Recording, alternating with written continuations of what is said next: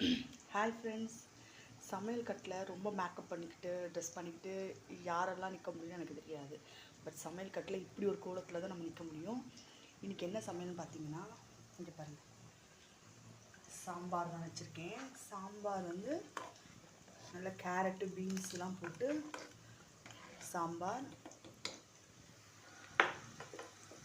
பக்கத்தில் வாழைக்காய் வறுத்துக்கிட்டு இருக்கேன்.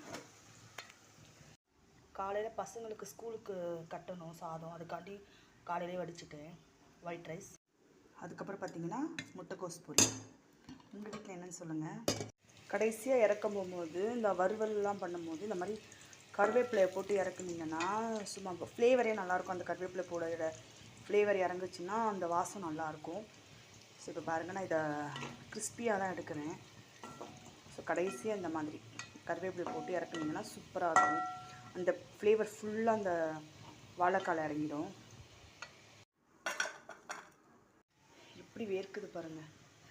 சமையல் கட்டில் இப்படி வேர்த்து சமைச்சாதாங்க அது பேர் சமையல். நான் யாரையும் குத்தமாக சொல்லலை, தப்பாக எடுத்துக்காதீங்க ஃப்ரெண்ட்ஸ்.